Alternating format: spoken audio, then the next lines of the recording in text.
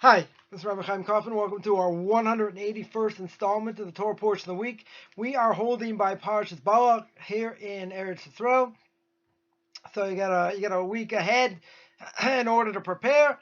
Regardless, Parshas Balak speaks about the evil prophet Bilam and the fact that he wants to curse the Jewish people, and how could it be a prophet, right? Even a non-Jewish prophet understands, he goes through prophecy. How could it be, right, that he's going to try and curse the Jewish people? So we spoke about that in another video.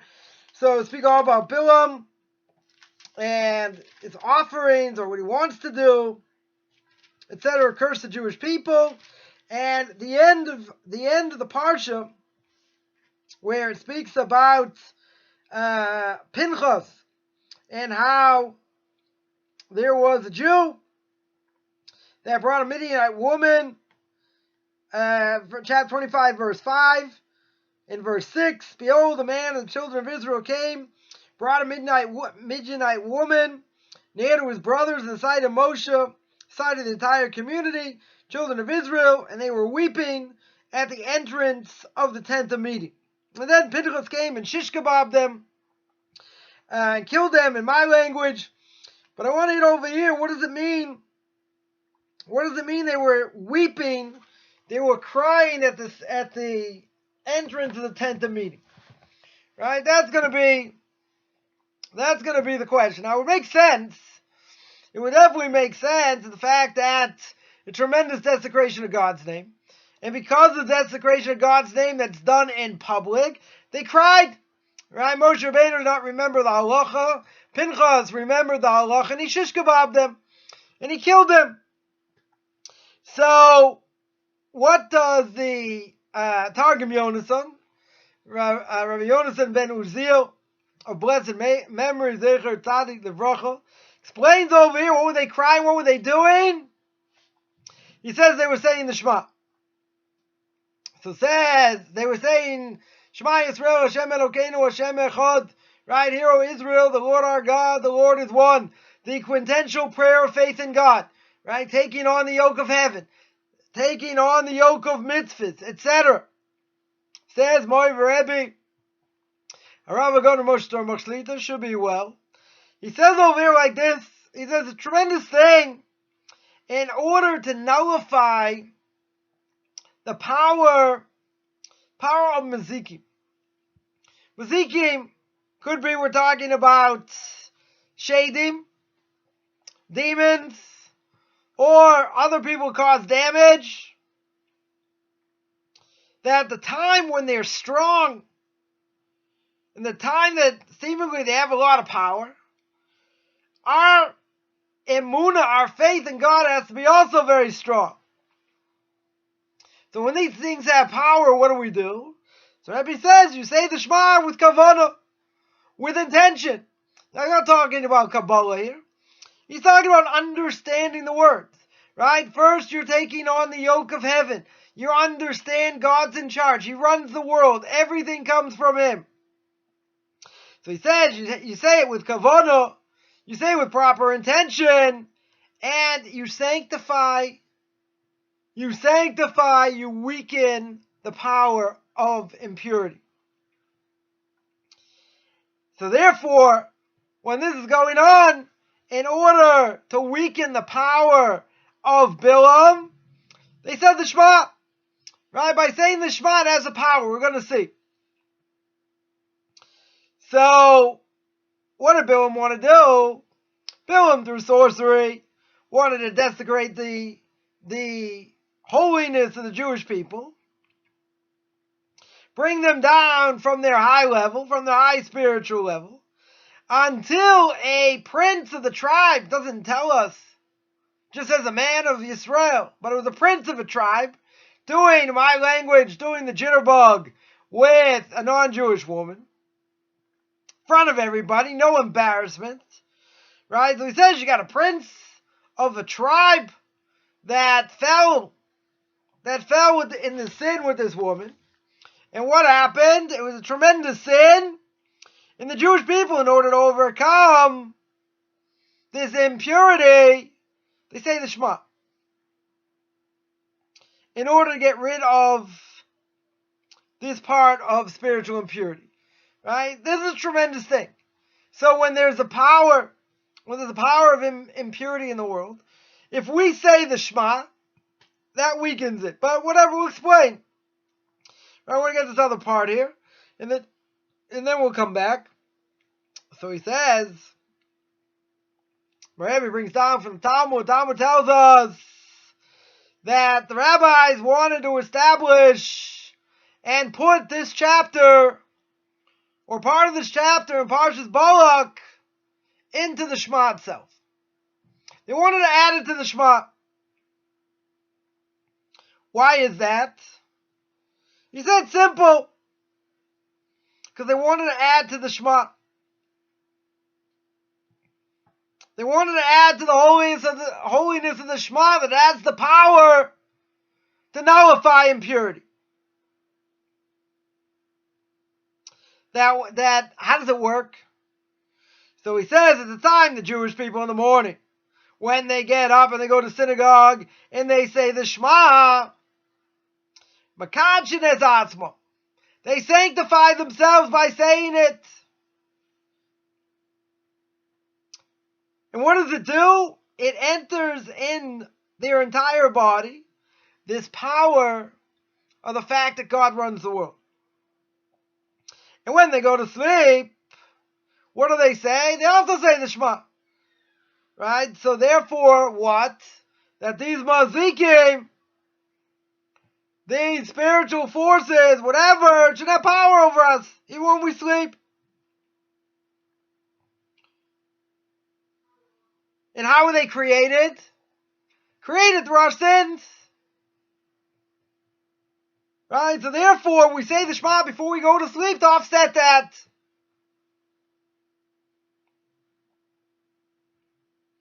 So here the entire Jewish nation saying the Shema. And the rabbis say, what a powerful thing to bring down the level of impurity. So therefore they wanted to put Parshas Balak in the Shema. In order to awaken in a person to say it with proper intention. And that has the ability to nullify the power of impurity. By bringing this holiness of God's kingship to the world, God's uniqueness to the world, what we call Yichud Hashem. Now this is an amazing thing. Because the person is going to say, really? I say the Shema, proper intention, no Kabbalah. Right? What the words mean, I take on the yoke of heaven. I'm admitting God's in charge.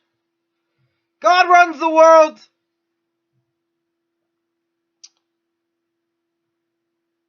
And that has a power.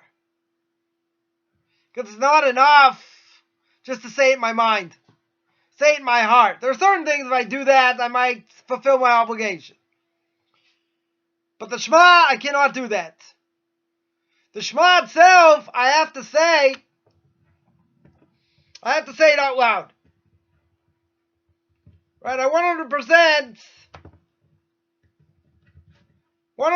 have to say it out loud. And the reason is, I have to manifest the potential. I have to bring the potential out. It's not enough just to say it in my heart. Right? That we mentioned many times about potential. Right? Potential has to be actualized. It cannot be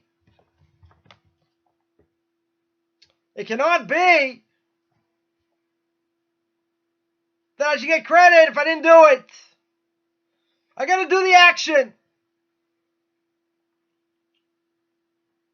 So imagine over here, person says the Shema. Now the Shema, says the Ramchal, Rav Moshe Chaim Luzzatto, is Zecher Tzaddik Livracha, of blessed memory. He says in Derech Hashem, his book The Way of God, when he speaks about the Shema, he says that when we take on the yoke of heaven, And we take on the yoke of mitzvahs, it's twofold. It does two things. One thing is it's awakening in ourselves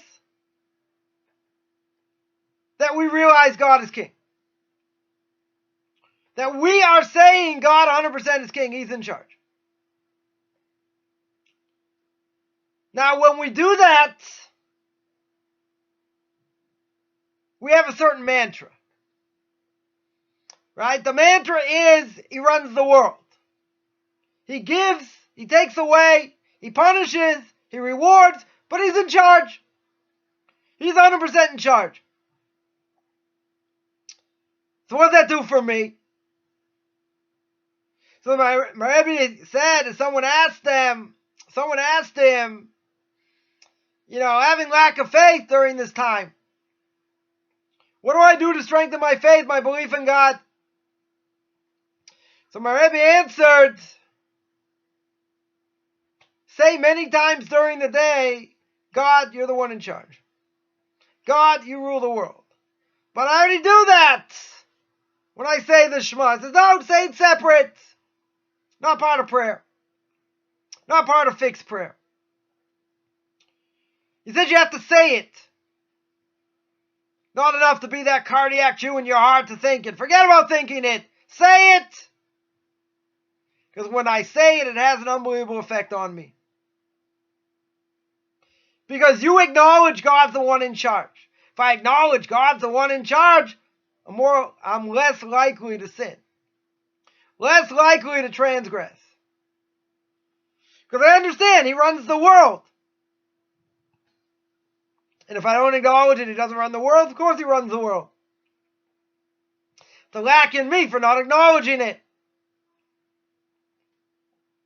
But there's a second thing.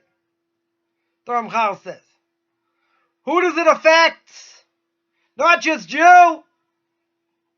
It affects all creation. Therefore, when someone says the Shema, the power has an effect on all creation, making God king, understanding His reward and punishments. The whole world knows.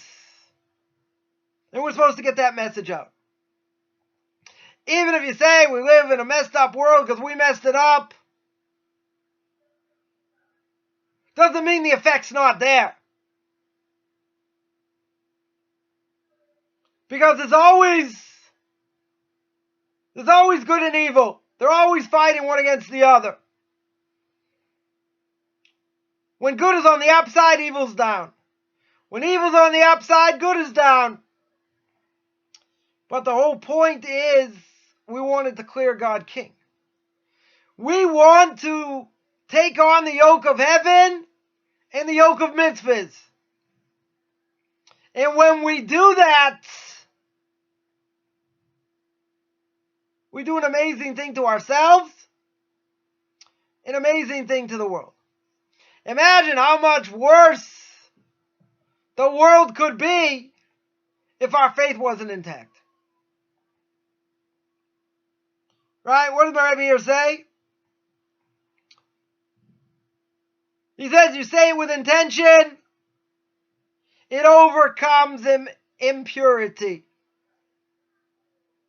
Now in theory I would say enough people do it should knock out all impurity. Not necessarily true.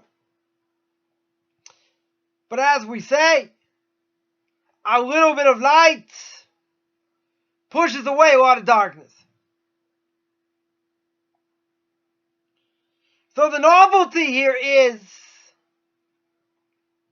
the power of saying it and the far-reaching consequences. Regardless of whether we see it or not. At the very least, it should have an effect on us. An effect on my looking at the world. Because the first paragraph of the Shema, we say, V'ahavta es Hashem Elokecho, kol levavcho, v'chol nafshecho, v'chol meodecho. You should love the Lord your God with all your soul. Speak about all your soul in a second. Right? With all your heart. V'chol levavcho, v'chol Kol nafshecha, with all your soul. Kol meodecha, with all your might, with all your power, all your money. So when we say the Shema, and we say, we'll love you even if you take our soul. Because the reality is, there are times a Jew in this world may have to sacrifice their life. Right? A non-Jew, under any circumstances, no obligation. None, it doesn't apply to them. Sanctification of God's name does not apply to non-Jews. Only applies to Jews. So if it's a question of kiss the cross or die, we have to be willing to die. Are we looking to die? We're not looking to die. If it should happen, we come under these circumstances, and we're given a choice, we have to die. Comes along the famous story of Rabbi Akiva. Rabbi Akiva said, I was waiting my whole life, said he learned this verse, and it bothered him. When's he going to be able to sanctify his God's name? Be killed sanctifying God's name. Now we're not on the level of Rabbi Akiva. But he understood we should be ready every day. Not everyone agreed. Yeah, it could happen. Yeah, we may be obligated. We're not waiting every day it should happen. No one wants to be a masochist. Comes along Rabbi Akiva, the holy Rabbi Akiva. He said, no, disagreed. Got caught for teaching Torah in public. And the Romans killed him in a horrific way. So as he's being killed, his body's being flayed with iron combs. He's giving the sermon to his students. He said, I've been waiting my whole life for this. Sanctify God's name. Meanwhile, he's being tortured. And his students are right there. And his students say, Rabbi, Ad Khan, this is what it means? You really sure that's what it means? And he's giving this whole sermon. So he's about to be killed. And what does he say? He says, Shema Yisrael, Hashem Elokeinu, Hashem Echad. Hear, O Israel, the Lord our God, the Lord is one. And then what happened? He died. Comes on the Talmud and says, Rabbi Akiva, Muchen, Mezuma, Nechaye Olam Haba. Or I think it's Mezuman. Right? Muchen means he's prepared, or whatever. Mezuman means he's welcome in the world to come. He's prepared to come in the world to come.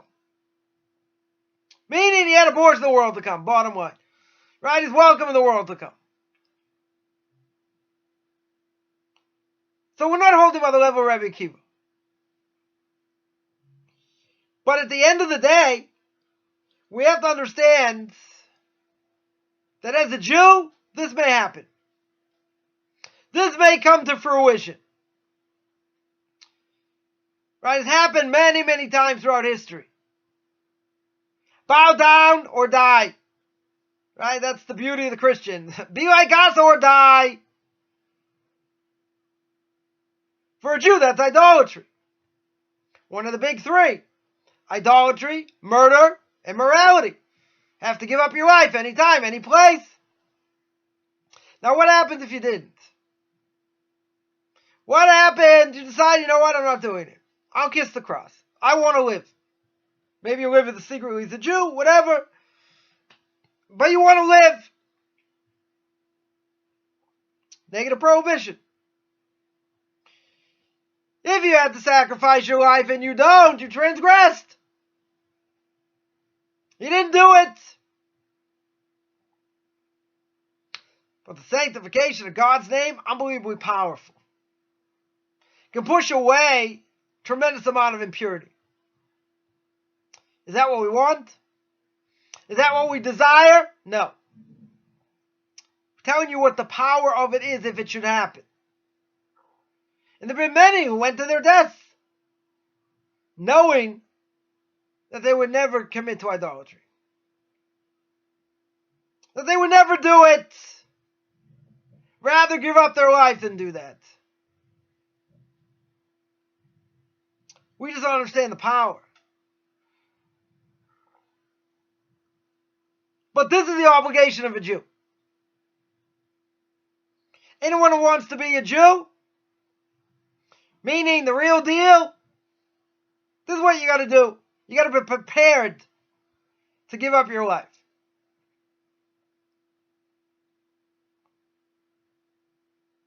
Now, we're a very weak generation.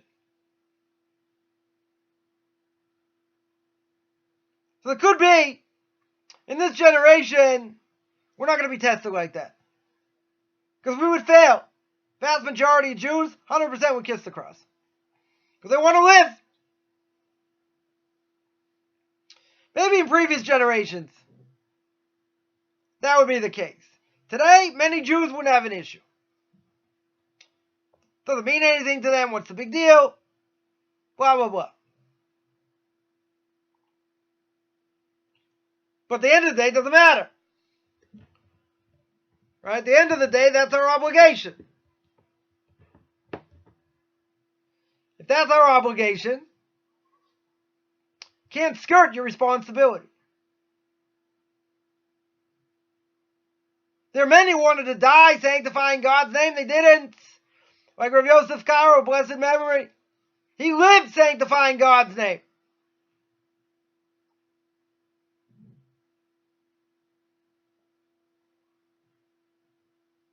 So it's really an unbelievable thing. But see, you might tell me it's hocus pocus, abracadabra.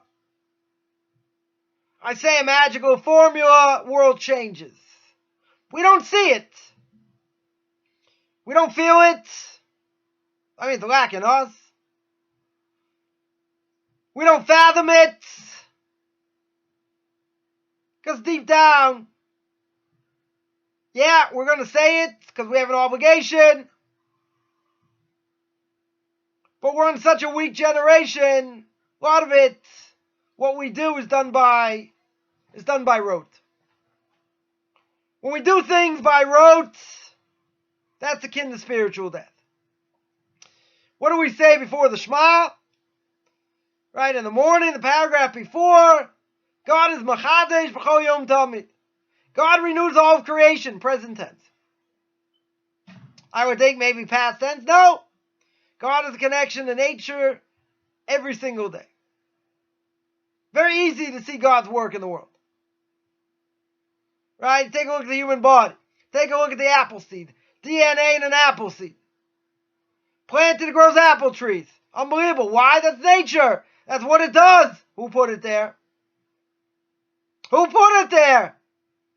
God himself put it there. So when I'm saying the Shema, and again, you got to take a second or two, just think about what you're doing. But when a person says the Shema, unbelievable power. It's the mantra of God is in charge. No matter what happens, no matter what circumstances the person's in, Gemara tells us, even when there's a sword right against your neck, God can still have mercy. It's never over till it's over. Even if the doctors say there's no hope, God forbid, there's nothing else to do. Plenty what to do. We invoke divine mercy. When a person's down and out, all kinds of things going wrong, can things change overnight? They can change overnight. Because God has that power. He's the big boss. King of kings.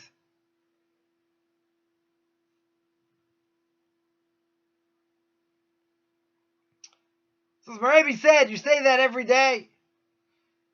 That God is in charge. Affects your life. Because you understand, we're just putting our best foot forward. But at the end of the day, God's the one's taking it. Or breaking it. Or whatever the case is.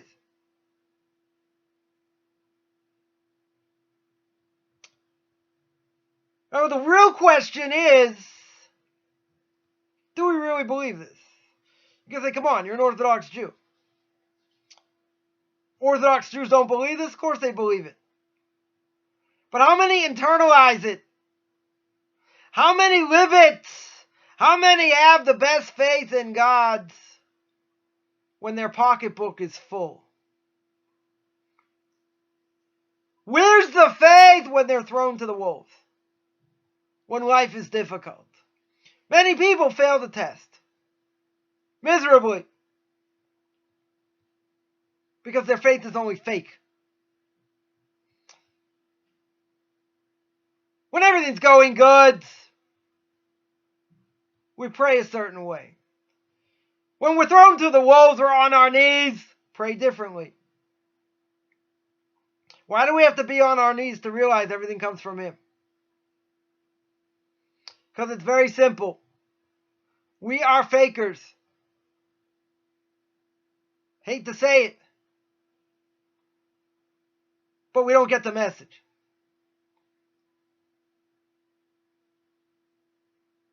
When we see what's going on today, there's a spike in cases of this virus. People think it's over.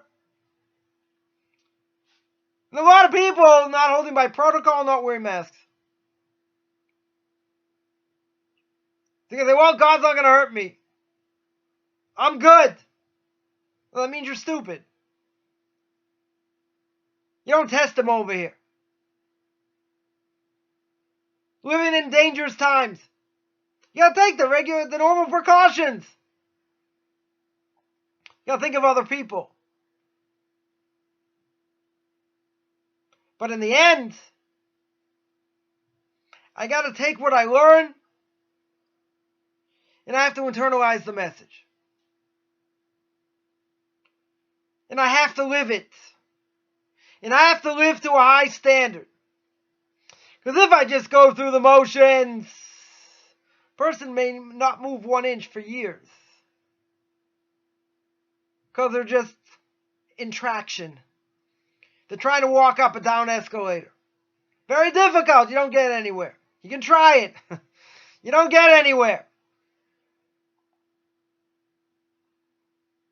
The purpose of what we learn,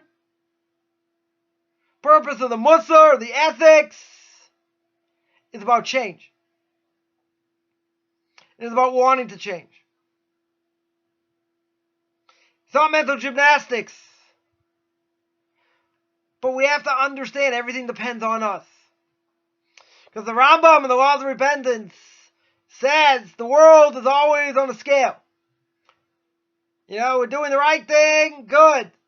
Scale goes down on one side. Doing the wrong thing, goes down on the other side. And my action right now can go on one side or the other side of the scale. It can turn deficit into profit. Now, you ask most people, they believe that? Yes. Rambam says it. But they really believe it. That at this split second, what I do has an effect. It can have a positive effect, can have a negative effect. It's got an effect. One way or the other.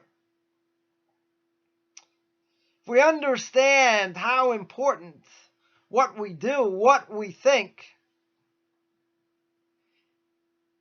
is there a realization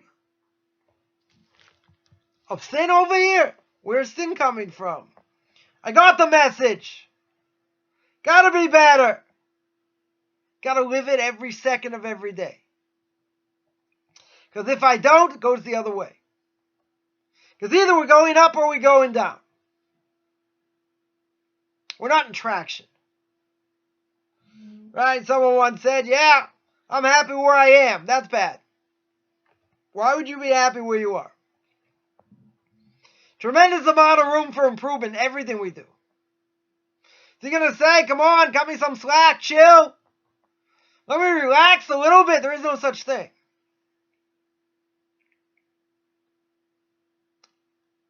There are no days off. There are no breaks. Person has to know how to tune in. But you're going to tell me that we live in a great world of distraction. Yes, we do.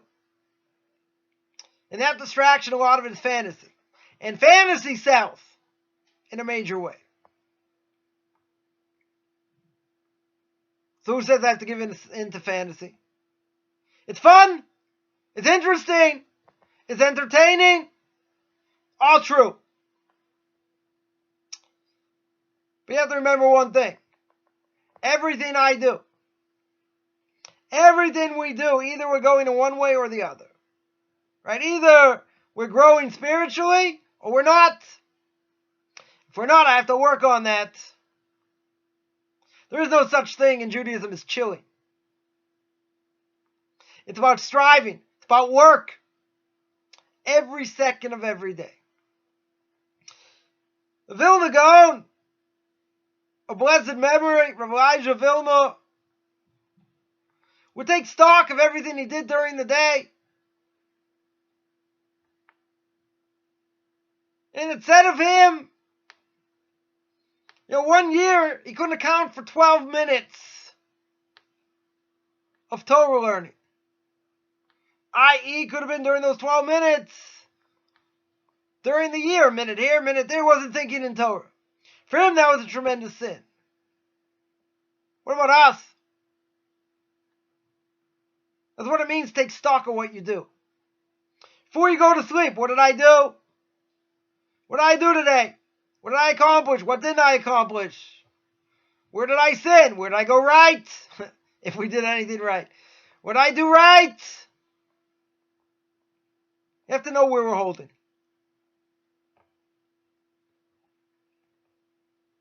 It's not easy. People stuck at home, can't go out. It's been devastating on a lot of people. God's saying, now you get a chance to be with me. Okay, you get to be with your kids in school and whatever. But now you can really be introspective. Now you can really see what's really going on because you're not running anywhere. Nowhere to go. There's nowhere to go. And the worst thing that can happen to a person is that they're alone with themselves. Nobody wants to be alone with themselves. Thank God for handheld contraptions. Keep you busy all day long. Because God forbid you're alone with yourself, you see who you are, what you've done. It can get very depressing. Probably why most of the world's on Prozac.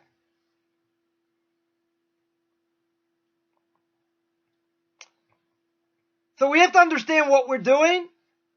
We have to understand the power of what we say. We have to understand what it does for us. We have to understand what it does for the world.